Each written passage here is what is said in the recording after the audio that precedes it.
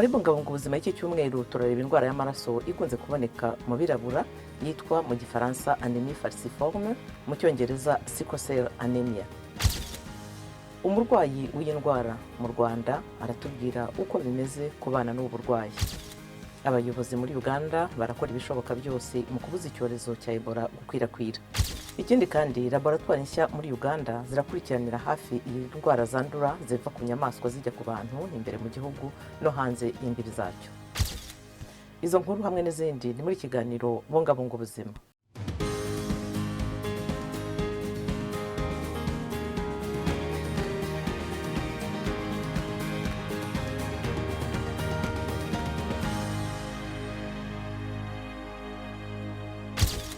Ndabaramukije ndi Eugenia Mukankusi, bahaye ikaze kandi bashimira ko muri kumwe natwe muri kiganiro Bungabunga Ubuzima. Indwara tuganiraho ishobora kuvutsa abana ibyishimo byo mu bwana. Sickle cell anemia cyangwa l'anémie falciforme ni indwara y'amaraso ihererekanywa mu muryango, ishobora gutuma selile z'umutuku z'amaraso zisanzwe zimeze nk'uruziga zihindura isura. Izo selile zigabanya imitemberere y'amaraso mu mubiri hose, zigatera ububabare, zikangiza inyama z'umubiri n'imikorere yazo mu mubiri, kandi zikaba zateza n'ibibazo bikomeye by'ubuzima. Ishami rya ONU ryita ku buzima WMS rivuga ko buri mwaka havuka impinja zirenga 300,000 zifite ibibazo by'amaraso bikomeye. L'anémie falciforme ni imwe mu ndwara z'ubuhererekane mu muryango zikunze kuboneka ku isi hose. Zikunze kuboneka mu moko amwe n'amwe, harimo abirabura kimwe n'abo mu burasirazuba bwo hagati, muri Aziya, mu Buhinde n'abo mu bice byegereye inyanja ya Mediterane. Kugira ngo umwana avukane ubwo burwayi, ababyeyi bombi baba bafite cyangwa se umwe muri bo afite ubwo burwayi. Igihe ababyeyi bombi bafite ubwo burwayi, baba bafite ibyago ku gipimo cya 25% byo kubyara umwana ubufite. Abana barirwa mu 300,000 bavukana iyo ndwara buri mwaka nk'uko OMS bivuga, abenshi bapfa mbere yo kuzuza imyaka 5. Ariko abikurikiranira hafi bavuga ko hari icyizere igihe hagize igikorwa hakiri kare, abafite ibyo bibazo by'amaraso bakabasha kugera ku buvuzi buboneye kandi bukenewe. Indwara yo kubura amaraso izwi nka sickle cell ituma umubiri ukora utubumbe cyangwa insoro zitukura z'amaraso zifite ishusho ya disc, bituma bigora umurwayi kohereza mu mubiri umwuka mwiza wa oxygene uvuye mu bihaha. Muganga Prebo Barango akora mu ishami rya ONU rishinzwe ubuzima OMS ishami rya Afurika. Indwara ya sickle cell niyo ndwara yiganje ku mugabane wa Afurika mu ndwara zibasira utunyangingo fatizo zihaboneka. Ku isi yose dufite abantu bagera kuri miliyoni 120 barwaye sickle cell, kandi 60% by'uwo mubare babarirwa muri Afurika. Uganda niyo imaranye igihe kinini umutwaro uremereye w'indwara ya sickle cell, aho yagaragaye bwa mbere hashize hafi imyaka 70. In Uganda, muri Uganda abana bari hagati y'ibihumbi 20 na 25 bavukana indwara ya sickle cell buri mwaka. Inzobere mu buvuzi zivuga ko gusuzumwa hakiri kare ari ingenzi mu gufasha kugabanya ingaruka z'igihe kirekire indwara ya sickle cell igira ku barwayi. Mu karere ka Afurika, byinshi mu bihugu bifite umubare munini w'abarwayi sickle cell ntibifite uburyo bukwiye bwo gusuzuma abana bakivuka. Umuryango Odura yobora umenyekanisha indwara ubinyujije mu gusuzuma. Twamye turi mu mwanya wo gukora ubukangurambaga mu kubimenyekanisha, duhugura hamwe no kwihutisha gahunda y'isuzuma mu gihugu. Hariho uburyo bwo kuvurwa mu gihe umwana asuzumwemo indwara ya sickle cell, ariko inzobere zisanga ko n'ubuvuzi bukwiriye bishobora guhenda kandi ntibuboneka kenshi muri bimwe mu bice bya Afurika yo munsi y'ubutayu bwa Sahara, cyane cyane mu bice by'icyaro. To decentralize care to the lowest level of care. Kwegereza abaturage ubuvuzi kugera ku rwego rwo hasi rushoboka, ari rwo rw'ubuvuzi bw'ibanze, ku buryo abatuye mu bice by'icyaro bashobora kugera kuri ubu buryo bwo gusuzumwa indwara ya sickle cell hakiri kare. ubushakashatsi bwerekana ko abarwaye indwara yo kubura amaraso ya sikosel bakunda kwibasirwa n'izindi ndwara. Kimwe mu bibazo bikomeye umwana urwanya sikosel ahura nabyo n'iturika ry'udutsi two mu bwonko stroke, kubera ukwifunga kw'imitsi ijyana amaraso mu bwonko bikunda kugaragara kenshi ku myaka 5 y'amavuko. Inzobere mu buvuzi zivuga ko gukumira ko ibyo byagera ku rwego rukomeye bishobora gukorwa binyuze mu guterwa amaraso.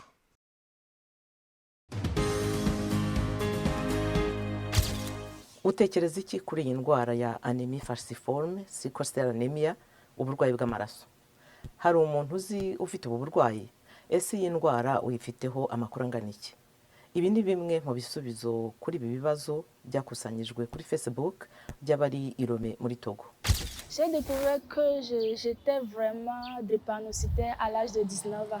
C'est vrai dans l'enfance. Namenye ko ndwaye sickle cell mfite imyaka 19. Ni by'ukuri ko mu bwana bwanjye najyaga ngira ububabare buke bwashoboraga rimwe na rimwe kuvurirwa mu rugo cyangwa bakantera inshinge, ariko namenye rwose iby'iyo ndwara ubwo nari mfite imyaka 19. Nafashwe ndi muri banki, niho namenyeye ko ndwaye indwara yitwa sickle cell y'uruhererekane mu miryango. Ok, bon, j'ai commencé à manifester les symptômes de la maladie.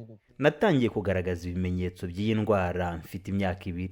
Icyo gihe sinari nzi iki ndwara ya sickle cell ari cyo. Hafi ku myaka 8 cyangwa 9 nibwo ababyeyi banjye batangiye kunsobanurira iyo ndwara iyo ari yo. Moi, j'ai ma grande sœur qui souffre de la drépanocytose. Mfite mukuru wanjye urwaye sickle cell. Akenshi iyo yafashwe simenya icyo nakora ngo mworohereze kuko abababara. Tujya kwa muganga ariko bidusaba amikoro ahagije kuko mu bitaro basaba ko twishyura mbere yo kumuvura.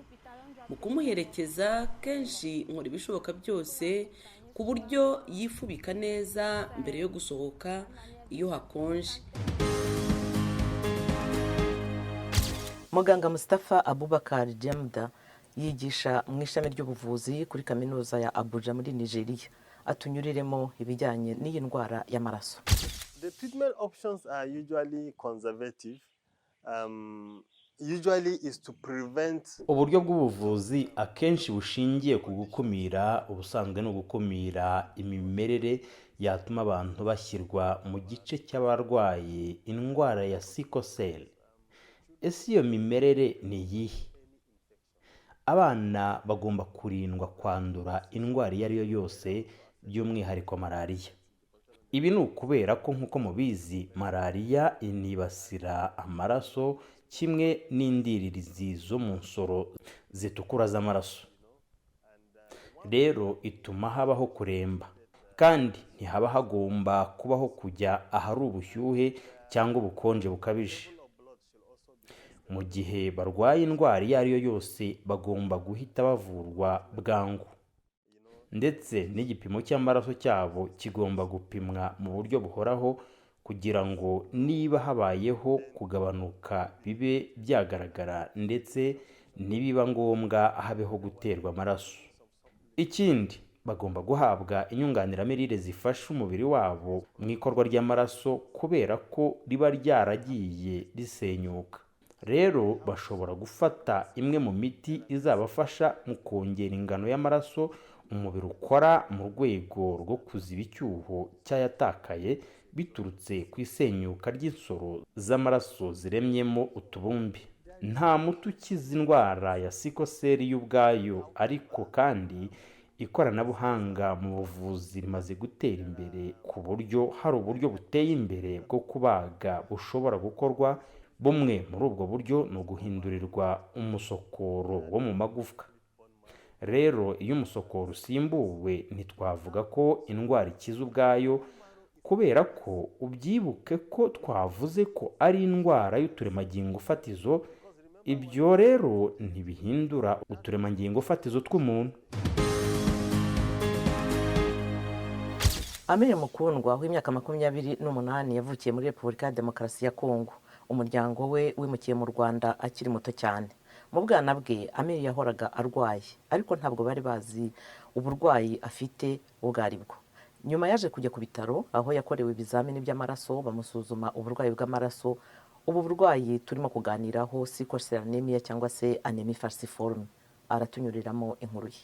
Ikibazo ni imiti ntabwo ipfa kuboneka cyane, ntabwo ari mu Rwanda gusa, hafi ya Afurika yose imiti ntabwo ya sickle cell anemia ntabwo ikunda kuboneka, kandi urumva ni imiti ya buri munsi kwa mbere kugeza kwa mbere, ni imiti ya buri munsi ugomba kuyifata buri munsi, kubera iyo miti ntabwo idufasha ngo gukira burundu, ya idufasha kumwe ushobora kugira crise bikaza bitari kukubabaza cyane, uburyo crise ishobora kuza ikagufata nk'iminota 30 ikahita irekera.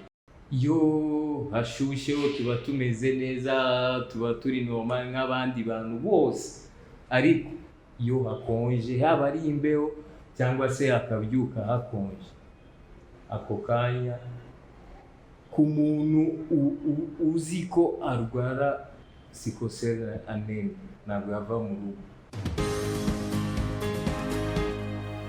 Abayobozi bashinzwe ubuzima muri Uganda bakomeje ibikorwa byo kugerageza guhagarika icyorezo cya Ebola mu gihugu nyuma y'uko habonetse umuntu warwaye ubwoko bwayo budasanzwe bwabonetse mbere muri Sudani. Yari umugabo w'imyaka 24 wagaragaje ibimenyetso by'iyo ndwara nyuma akaza kwitaba Imana. Uwo murwayi wa mbere muri Uganda yabonetse mu ntara ya Mubende. Iyo virusi ubu yageze no mu ntara bituranye za Kiegegwa na Kasanda. Hagati aho Malawi yabaye igihugu cya mbere mu majyepfo ya Afurika cyaranduye indwara ya trakoma, indwara iri ku isonga mu zandura zitera ubuhumyi nk'uko OMS yabitangaje. Trakoma ni imwe mu ndwara zititaweho n'izindirizi kandi ni icyorezo mu bihugu bigize icya kabiri kibiri muri Afurika.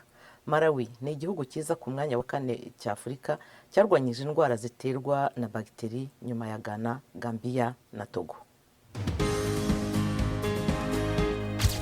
Indwara z'ubushita bw'inkende na COVID-19 zatumye abantu mu mpande zose z'isi bakangukira indwara zoonotike zandura zihererekanyijwe hagati y'inyamaswa n'abantu. Guverinoma ya Uganda yubatse laboratwari zo gukurikiranira hafi izo ndwara muri pariki y'igihugu, aho imiryango myinshi ituranye n'inyamaswa zitandukanye zo mu gasozi. Rwagati muri pariki ya Mweya hari laboratwari ikora isuzuma n'ubushakashatsi y'ikigo cya Uganda gishinzwe kubungabunga inyamaswa z'agasozi, niyo ya mbere yo kuri urwo rwego muri aka karere. Iyi laboratwari igenzura ibiba byose kandi igakora umurimo wo kuburira hakiri kare ko hari indwara abantu banduzwa n'inyamaswa zenda kwaduka. Our ability to actually pick samples and test. Ububasha bwacu bwo gufata impagararizi no kuzipimamo indwara bwari bukeya.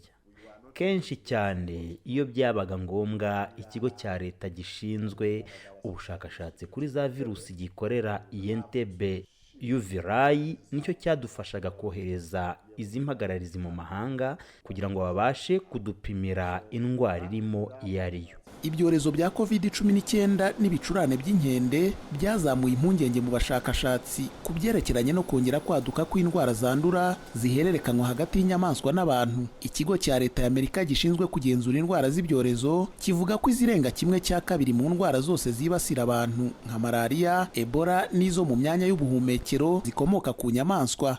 Laboratwari nshya ikurikirana indwara ziva ku nyamaswa muri pariki za leta, ahari imiryango myinshi ituye hafi y'amoko atandukanye y'inyamaswa z'agasozi. So the capability of this lab is currently in 3 forms. Ubushobozi bw'iyi laboratwari buri mu buryo butatu. Ubwa mbere dushobora gukora amasuzuma, ubwa kabiri dushobora gukora ibizamini by'uburyo bwimbitse bwa gihanga, turimo gukora umuyoboro w'uburyo bwo gukora bene ibyo bizamini cyane cyane ku nyamaswa z'agasozi. Impuguke zivuga ko uko abaturage barushaho kuvogera ibyanya by'inyamaswa z'agasozi byahoze bikomye, ari nako ibyago by'ubwandu bw'indwara zihererekanywa hagati y'abantu n'inyamaswa byiyongera. Bakavuga kandi ko 3/4 by'indwara zandura nshya cyangwa z'ibyaduka abantu bazikomora ku nyamaswa. Naha dusoreje ikiganiro cyacu cy'uyu munsi. Ku yandi makuru yerekeye ubuzima n'inama zabafasha kubaho neza hamwe n'ibigezweho mu buvuzi, mwegere ijwi ry'Amerika kuri wayirwaye.com. Mwadusangwa no kuri YouTube, Twitter na Facebook Radiyoyacu. Naho ubutaha mukore kandi ku buryo umunsi wanyu wari wo wose uba uw'ubuzima buzira umuze.